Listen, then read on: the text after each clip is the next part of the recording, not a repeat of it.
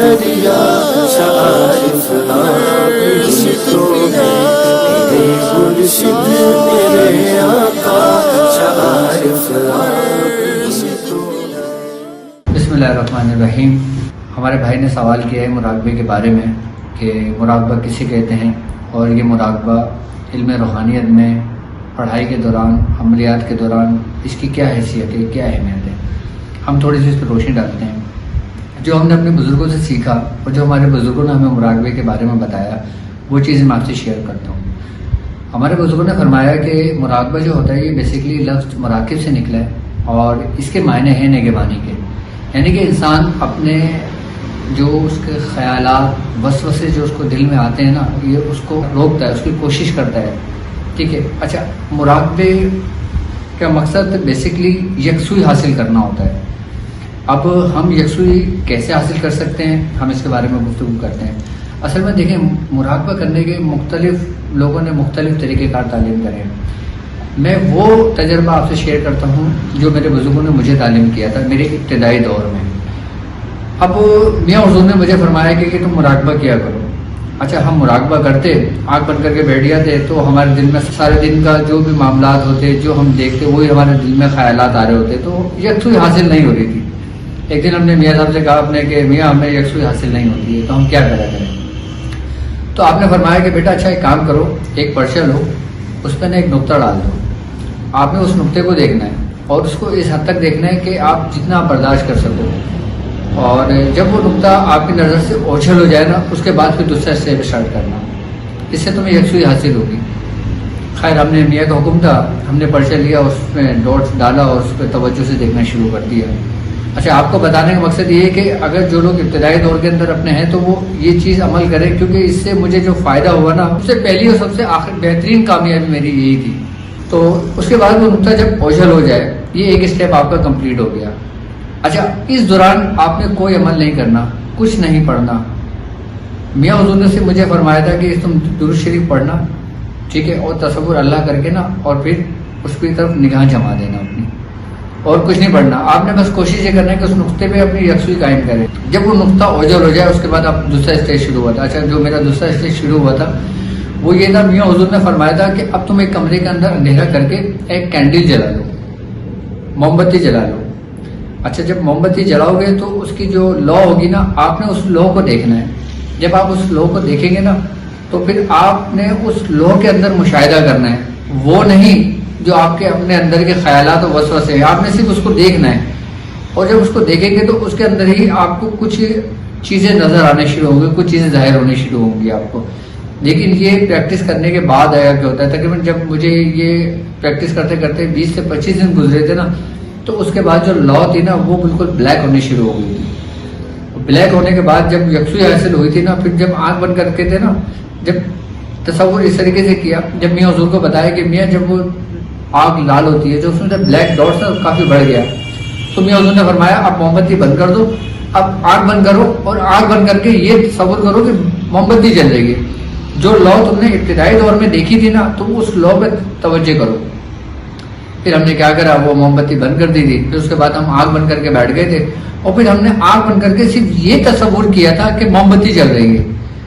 اور جب ہم نے آنکھ بند کر کے تصور کیا کہ موم بتی جل رہی ہے، تو آپ یقین کریں کچھ لمحے کے بعد وہ موم بتی کی جو لو تھی نا، وہ ہمارے سامنے آ گئی تھی بالکل، اور پھر ہم نے اس پہ ہی تصور کیا تھا۔ اس سے ہمیں یہ فائدہ ہوا تھا کہ ہماری یکسوئی ہمیں حاصل ہوئی تھی، اور یکسوئی حاصل کرنے کے لیے مجھے تقریباً 3 مہینے لگ گئے تھے۔ اس 3 مہینے میں میاں حضور نے یہ کہا تھا کہ تم اپنا عمل جو کر رہے ہو وہ اپنا عمل کرو، جب تم اپنے عمل سے فارغ ہو جاؤ اس کے بعد تم نے آدھے گھنٹے مراقبہ کرنا ہے۔ اب یہ مراقبے کی سب سے پہلی سٹیج میں نے آپ کو بتائی، جو سب سے پہلا سٹیج ہوتا ہے، سب سے پہلی سیڑھی ہوتی ہے۔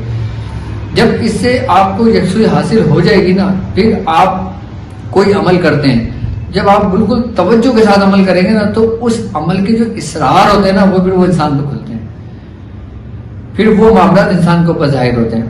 اب جیسے اب مثال کے طور پہ اگر ہم بات کرتے ہیں نماز کی، تو نماز بہترین مراقبہ ہے، نماز بہترین مراقبہ ہے۔ ایک دفعہ میاں حضور نے نماز کے بارے میں یہ بات سمجھائی کہ ان کے جو استاد تھے، جن کا نام سیتا رام تھا، انہوں نے فرمایا تھا مراقبے کے بارے میں. انہوں نے فرمایا تھا کہ میاں تم نماز پڑھتے ہو؟ آپ نے کہا ہاں میں نماز پڑھتا ہوں. تو انہوں نے فرمایا کہ تمہیں نماز کی اہمیت پتہ ہے؟ انہوں نے کہا میں تمہیں سمجھاتا ہوں کہ نماز کی کیا اہمیت ہے، اور آپ کا نماز ہی پورا مراقبہ ہے. تو انہوں نے فرمایا کہ ہمارے انسان کے جسم کے اندر جو نا ریسز ہوتی ہیں، یعنی کہ ایک پازیٹیو ہوتی ہے اور ایک نیگیٹو ہوتی ہے. یعنی کہ ایک کو کہتے ہیں ہم انبساط اور ایک ریسز کو کہتے ہیں انقباض. انقباض کہتے ہیں بیسیکلی سکڑنے کی حالت کو، اور انبساط کہتے ہیں پھیلنے کی حالت کو. آئی بات سمجھ میں؟ اب اس کا جو تعلق ہوتا ہے نا، یہ انسان کے جسم کے اندر موجود جو انسان کے ریڑھ کی ہڈی ہوتی ہے نا، اسپینل کورڈ جو ہوتا ہے، یعنی کہ یہ جو ہمارا یہ گردن کا جو موڑا ہے یہاں سے، اور جو کولوں کا لاسٹ موڑا ہے یہاں سے انبساط کا عمل شروع ہوتا ہے اور نیچے سے انقباض کا عمل شروع ہوتا ہے. جب انسان بالکل اسٹریٹ حالت میں کھڑا ہوتا ہے نا، تو وہ لہریں باقاعدہ محسوس کرتی ہیں اور لہریں چلتی ہیں انسان کے جسم کے اندر. اچھا، جو ہمارے سیتا رام دادا استاد تھے وہ یہ کہتے تھے کہ انسان کے جسم کے اندر جو نا، وہ اس کے بارے میں فرماتے تھے نارسنگ سو رہا ہے، اس کو جگانا ہے. یعنی کہ ہندو جو ہوتے ہیں نا، وہ باقاعدہ اگر آپ نے یوگا پڑھا ہوگا، یوگا سیکھا ہوگا، تو اس کے بارے میں آپ کو ڈکٹیشن دی جاتی ہے کہ انسان کی جو روحانی قوتیں ہوتی ہیں نا، اس کو ہم کہتے ہیں قوت ارادی. اصل میں ہندو جو ہوتے ہیں، دنیا میں جتنے بھی غیر مذاہب کے لوگ ہوتے ہیں نا، وہ سب سے زیادہ توجہ دیتے ہیں میڈیٹیشن کے اوپر. اس کی بیسکلی بنیاد کیا ہوتی ہے آج میں آپ کو بتاتا ہوں. میڈیٹیشن کا تعلق دنیا کے ہر مذاہب میں آپ کو ملے گا اور دنیا کی ہر کتابوں میں آپ کو تذکرہ ملے گا. اس کی وجہ بیسکلی یہ ہوتی ہے کہ اس سے انسان کو جب تک یکسوئی حاصل نہیں ہوتی نا، وہ کسی بھی مقصد میں کامیاب نہیں ہو سکتا. آئی بات سمجھ میں؟ اب وہ سیتا رام کہتے تھے کہ ہمارے جسم جو ریل کے نا، اس کے اندر نارسنگ سو رہا ہے، ہمیں اس کو جگانا ہے. اب وہ اس پہ ریاضتیں کرتے تھے. اب پاپا ہمارے بتاتے ہیں کہ جو باقاعدہ ہندو جب اس پہ ریاضت کرتے تھے نا، تو تقریباً 12 سال 14 سال 18 سال صرف اس کو جگانے کے لیے، یعنی کہ وہ قوت ارادی جو انسان کے اپنے اندر موجود ہے نا، اس کو جگانے کے لیے کیا کرتے تھے. اچھا، ہمارے مسلمانوں کے اندر ایک بہت خاص بات یہ ہے کہ اللہ تعالیٰ کی ایک نعمت ہم پر یہ ہے کہ ہمارے یہاں ریاضتیں کم ہوتی ہیں اور ہمیں فیض زیادہ ہوتا ہے. اس کی بیسک وجہ جو ہے نا، وہ ہے لا الہ الا اللہ محمد رسول اللہ. یعنی کہ جو سرکار دو عالم صلی اللہ علیہ وآلہ وسلم کا جو نور ہمارے اپنے اندر ہے نا، وہ ہمیں زیادہ سے زیادہ ریاضت، کم سے کم ریاضت، اور زیادہ سے زیادہ ہمیں نفع اور فائدہ صرف یہی نام ہمیں پہنچاتا ہے. اچھا، ہم بات کر رہے تھے مراقبے کی. تو جو سیتا رام ہے نا، وہ فرماتے ہیں کہ ہمارے ریل کے ہڈی میں جو نا نارسنگ ہو رہا ہے، ہمیں اس کو جگانا ہے. اچھا، اب جب انسان نماز کی حالت میں ہوتا ہے نا، آپ یہ دیکھیں کہ نماز پڑھنے کا جو طریقہ کار ہمارے دین میں ہے، ہم بالکل اسٹریٹ کھڑے ہوتے ہیں. یعنی کہ ہماری گردن بالکل سیدھی ہوتی ہے، یعنی کہ ریل کی ہڈی اور گردن پوری اسٹریٹ ہو جاتی ہے. جب ہماری گردن پوری سیدھی ہوتی ہے نا، تو وہ ریسز ہمارے اندر جسم کے اندر چلنے لگتی ہے. آئی بات سمجھ میں؟ جب وہ ریسز چلتی ہے نا، تو وہ بیسکلی اگر دیکھا جائے تو نیوٹرل اور فیز ہوتا ہے، یعنی کہ انبساط اور انقباض ہوتا ہے. جب نیوٹرل اور فیز دونوں ملتا ہے نا، تو لائٹ جل جاتی ہے، روشن ہو جاتا ہے کمرہ. اب نیوٹرل اور فیز جب تک دونوں نہیں ملتے، بلب نہیں جلتا. اسی طریقے سے انسان کے اندر جب تک انبساط اور انقباض کا عمل دونوں نہیں ملتا، تو اس کے اندر روحانیت پیدا نہیں ہوتی، اس کے اندر روشنی پیدا نہیں ہوتی، اس کے اندر قوت ارادی پیدا نہیں ہوتی. یہ ریاضت کرانے کا مقصد، اچھا، یہ کسی پڑھائی کے ذریعے حاصل نہیں ہوتا آپ کو، یہ کسی عملیات کے ذریعے حاصل نہیں ہوتا، یہ کسی نوری عمل کے ذریعے حاصل نہیں ہوتا. یہ صرف اور صرف آپ کو پریکٹس سے حاصل ہوتا ہے. آپ 5 وقت کی نماز پڑھیں، یہ پریکٹس کریں. اس کے علاوہ آپ بالکل اپنے خاموشی سے ہو گئے نا، آپ اپنا ذکر و اذکار کریں بالکل توجہ سے. اچھا، ارے بڑے بزرگ فرماتے ہیں کہ اب جو جیسے تم یہ ایکسرسائز کرتے ہو، اب تم نے اپنی پڑھائی سے فارغ ہو گئے، اب تم نے پڑھنا نہیں ہے، اب تم نے صرف اور صرف ایکسرسائز کرنی ہے. ایکسرسائز کیا ہے؟ صرف اور صرف مراقبہ کرنا ہے، مشق کرنا ہے، آنکھ بند کر کے بیٹھ جانا ہے. ابتدا وہیں سے شروع کرنا جو میں نے آپ کو سمجھایا تھا، اس کے بعد کینڈل پر آنا، اس کے بعد پھر آنکھ بند کر کے بیٹھ جانا. جب آنکھ بند کر کے بیٹھو گے نا، پھر جب اسرار آپ کے کھلیں گے نا، آپ مجھے دعائیں دو گے ساری زندگی. آپ 40 سال کسی چیز کی تکرار کر لو اور 40 دن اپنی یکسوئی حاصل کر لو، دونوں برابر ہیں. کیوں کہتے ہیں کہ بزرگوں کی صحبت ہزاروں سال عبادت سے بہتر ہے. وہ بزرگ اپنی صحبتوں میں وہ یہی راز اور نیا سی باتیں بتایا کرتے تھے کہ جو صدیوں کا سفر سمٹ کر مہینوں میں آ جایا کرتا تھا، جو مہینوں کا سفر سمٹ کر ہفتوں میں آ جایا کرتا تھا، ہفتوں کا سفر سمٹ کر دن میں آ جایا کرتا تھا، وہ 1 منٹ میں انسان کو کامل کر دیا کرتے تھے.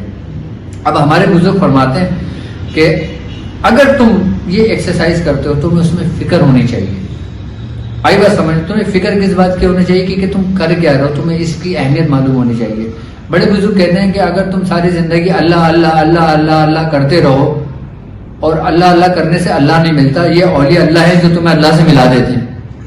بہت مشہور یہ قول ہے، یعنی کہ اللہ اللہ کرنے سے اللہ نہیں ملتا، اولیاء اللہ ہی تمہیں اللہ سے ملا دیتے ہیں.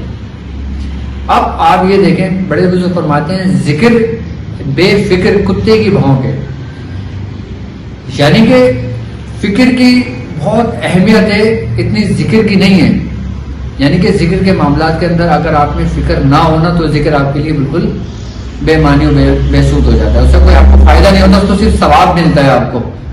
یعنی کہ اللہ کا کلام پڑھتے ہو آپ کو صرف اس کا ثواب ملے گا، لیکن آپ کو اس سے کوئی فائدہ نہیں ہوگا اس کے علاوہ کہ جو آپ فائدہ دوسروں کو پہنچا سکیں. اب فکر کیسے ہوگی کہ ہمیں پتہ ہونا چاہیے کہ ہم نے کس طریقے سے اپنے آپ کو یکسوئی حاصل کرنا ہے. اچھا، یکسوئی حاصل کرنے کے لیے اب ہم کہتے ہیں کہ اب کوئی عمل کر رہے ہوتے ہیں ہم اس میں، ٹھیک ہے. اب جب ہمارے 40 دن مکمل ہو جاتے ہیں یا سال بھر مکمل ہو جاتا ہے، پھر جب ہم سے ہمارا استاد پوچھتے ہیں کہ بیٹا کیا کیا معاملات رہے، آپ اپنے اپنے مشاہدے بیان کرو. کوئی اپنا مشاہدہ بیان کر رہا ہوتا ہے، میاں میرے ساتھ ایسا ہوا ہے. کوئی بتا رہا ہوتا ہے میاں میرے ساتھ ایسا ہوا ہے. کوئی بتا رہا ہوتا ہے میاں میرے ساتھ ایسا ہوا ہے. لیکن کچھ لوگ ایسے بھی ہوتے ہیں جو بولتے ہیں میاں اب تک کچھ نہیں ہوا، ٹھیک ہے نا. اب جو یہ لوگ کہتے ہیں نا کہ اب تک کچھ نہیں ہوا، تو اس کا مطلب یہ ہوتا ہے کہ ان کی جو یکسوئی ہوتی ہے نا اس میں کچھ خامیاں رہ جاتی ہیں. اب خامیاں کیا ہیں میں آپ کو بتاتا ہوں. اب مثال کے طور پر ایک شخص عمل کرتا ہے، وہ پورا توجہ کے ساتھ کر رہا ہے، پورا اہتمام کے ساتھ کر رہا ہے، بالکل لوازمات کے ساتھ کر رہا ہے. یعنی کہ جیسا میاں نے اس کو حکم دیا ہے اور اس کے استادوں نے حکم دیا ہے، یا کسی اور سلسلے سے وہ بیعت ہے، کسی بھی سلسلے سے طالب علم ہے وہ اگر وہ عمل کرتا ہے، اس کو جو بتایا گیا اس ترتیب سے کر رہا ہے، اس کے باوجود اس کو کامیابی اگر نہیں ملتی تو اس کی کیا وجہ ہے؟ اس کی وجہ بیسیکلی یہ ہوتی ہے کہ دیکھیں اس میں ہمیں ہر عمل کے اندر نا ہمیں اس کی فکر غور و فکر کرنا چاہیے. اللہ رب العزت قرآن میں بار بار یہ فرما رہا ہے کہ اور نشانیاں ہیں جو لوگ غور و فکر کرتے ہیں.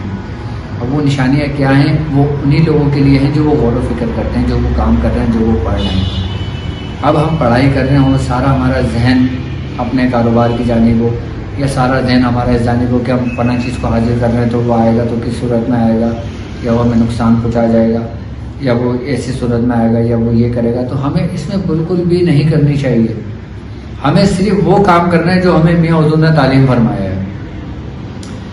آپ کوئی بھی عمل کر رہے ہوں آپ بے شک کریں، کرنا چاہیے، لیکن اپنے عمل پورا ہونے کے بعد کم سے کم آدھا گھنٹہ اپنے آپ کو ضرور دیں.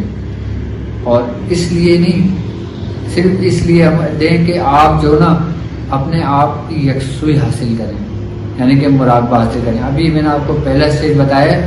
اب انشاءاللہ تعالیٰ میں نیکسٹ ویڈیو میں آپ کو یہ بتاؤں گا کہ مراقبے کے اندر کیسے داخل ہوا جاتا ہے، کیا پڑھا جاتا ہے اور کیا پڑھ کے پھر وہاں سے نکلا جاتا ہے. ابھی ہمارا پہلا اسٹیج یہی ہے جو میں نے ابھی آپ کو تعلیم کی ہے. جب یہ اسٹیج ہمارا کمپلیٹ ہوگا تو آپ لوگ اپنے اپنے مشاہدے مجھ سے ضرور بیان کیجیے گا، مجھے بتائیے گا میری ویڈیو دیکھنے کے بعد. اس کے بعد جب میری نیکسٹ ویڈیو انشاءاللہ تعالیٰ اپلوڈ کروں گا تو میں اس میں مزید مراقبے کے بارے میں بتاؤں گا آپ کو، اور مراقبے کی حقیقت بتاؤں گا، اور مراقبے کے بارے میں تفصیلی ہم پورا چیپٹر ایک پورا پروگرام کریں گے. اچھا، جن لوگوں کو میں نے ابھی یہ چیزیں تعلیم کری ہیں، اگر آپ لوگوں کے دماغ میں کوئی سوالات ہوں یا آپ لوگوں کو کچھ مجھ سے پوچھنا چاہتے ہیں تو آپ مجھ سے کمنٹس میں پوچھ سکتے ہیں، مجھ سے پرسنل میں پوچھ سکتے ہیں، مجھے ان باکس میں پوچھ سکتے ہیں. اور انشاءاللہ تعالیٰ یہ بھی ویڈیو کا میرا پہلا حصہ ہے. میرا پارٹ دوسرا، اس میں مراقبے کے بارے میں تفصیلی آپ کو بتاؤں گا. ہاں، آپ سب سے پہلے یہ کام کر لیں کہ یہ چینل کو سبسکرائب کر لیں اور بیل آئیکن کا بٹن دبا دیں تاکہ جو میری نیکسٹ ویڈیو ہے نا اس کا نوٹیفیکیشن آپ کو مل جائے. آئی بات سمجھ میں؟ تاکہ میری ہر ویڈیوز آنے والی آپ تک پہنچ جائے. اور آپ اس کو زیادہ سے زیادہ لوگوں کو شیئر کریں تاکہ لوگوں کو علم روحانیت کا، علم العملیات کا اور مراقبے کے علم کا پتہ ہونا چاہیے. میں آپ کو ایک بات بتاؤں، صرف مراقبے کے اوپر پروگرام کرنے کے لیے مجھے کم سے کم 10 پروگرام اپنے ریکارڈ کرانے پڑیں گے، تب بھی یہ کمپلیٹ نہیں ہوگا. لیکن 10 پروگرام میں آپ کو سمجھ میں آ جائے گا کہ مراقبہ ہمیں کس طریقے سے کرنا ہے. علم تصوف میں، علم روحانیت میں، علم معرفت میں، علم کیمیا میں، تمام علوم کی جو بیس ہے نا، یہ یاد رکھیے گا کہ مراقبہ ہے، یعنی کہ یکسوئی ہے. جب تک آپ پہلا اسٹیج آپ کا کلیئر نہیں ہو سکتا، کامیاب نہیں ہو سکتے، آپ کبھی بھی آگے کامیاب نہیں ہو سکتے. آپ سارے زندگی رٹافیکیشن کر لیں، آپ کبھی کامیاب نہیں ہو سکتے. اب مجھے اجازت دیجیے اپنے میزبان ڈاکٹر عبدالباجی شاذلی کو. فی امان اللہ. اپنا بہت خیال رکھیے گا. انشاءاللہ تعالیٰ نیکسٹ ویڈیو کے ساتھ میں نیکسٹ ٹائم پھر حاضر ہوں گا. السلام علیکم ورحمۃ اللہ. فرشتے قبر میں واجد جو پوچھے تم سے رہبر کا، فرشتے قبر میں واجد جو پوچھے تم سے رہبر کا، جو پوچھے تم سے رہبر کا، تو بے خوف و خطر کہنا شعارف آپ ہی تو ہیں. شاہ عارف شاہ عارف شاہ عارف شاہ عارف شاہ عارف شاہ